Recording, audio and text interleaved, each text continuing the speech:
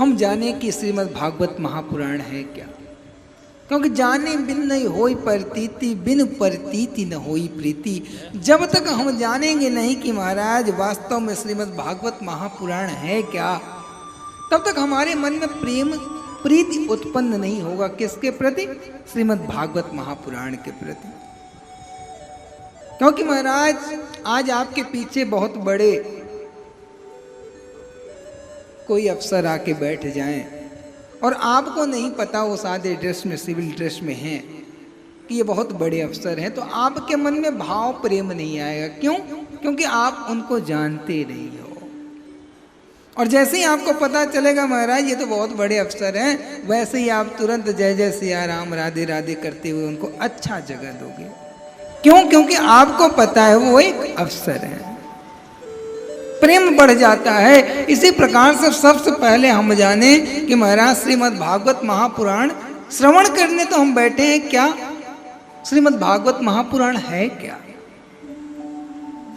ये चीज अत्यंत आवश्यक है, हमें जान लेना चाहिए कि श्रीमद् भागवत महापुराण क्या है। क्योंकि निरंतर परमात्मा की कृपा से 7 दिन इस कथा का रसापान, इस कथा का रसास्वादन हम लोग परमात्मा के धाम में, परमात्मा की गोद में बैठ के श्रवण करेंगे। तो जब तक समझ में नहीं आएगा तब तक आनंद नहीं आएगा। इसलिए यदि आनंद की प्राप्ति करनी है तो जिस पुराण का हम लोग रसास्वादन, रसापान करने जा रहे हैं, उस पुराण को जानने ये है क्या। तो महाराज श्रीमद् भागवत महापुराण को विद्याओं का भंडार कहा गया है। श्रीमद् विद्या भागवतावधि कहने का तात्पर्य ये जो श्रीमद् भागवत महापुराण है महाराज, ये तो विद्या का भंडार है। और महाराज जहाँ भंडार होता है उसमें से जितना मन करे उतना आप निकाल सकते हो। कहने का तात्पर्य जैसे समुद्र में से महाराज आप 1-2 लोटा, 1-2 बाल्टी जल निकालोगे तो कोई फर्क नहीं पड़ेगा। क्यों? क्योंकि भंडार है जल का वो। आज भी यदि बालक पढ़ता है तो क्या करता है? सरस्वती के पीछे, विद्या के पीछे लगा रहता है। क्यों? क्योंकि उसे उसी का कार्य है।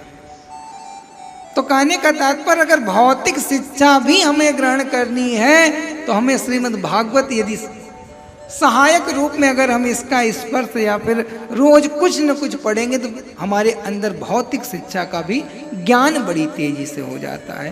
क्यों? क्योंकि महाराज यह विद्या का भंडार है। यहाँ से जितना मन करे उतना विद्या हम ले सकते हैं। और महाराज श्रीमद् भागवत महापुराण के पारायण से लौकिक तो बनता ही बनता है, पारलौकिक भी बन जाता है। पारलौकिक सिद्धियां भी हमें प्राप्त हो जाती हैं श्रीमद् भागवत महापुराण के पारायण से। और तो और महाराज यदि पूरा हम पारायण नहीं कर सकते हैं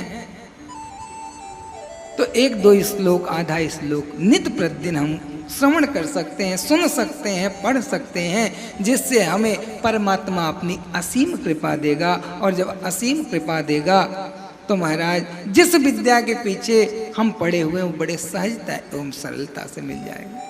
प्रेम से बोली भागवत महापुराण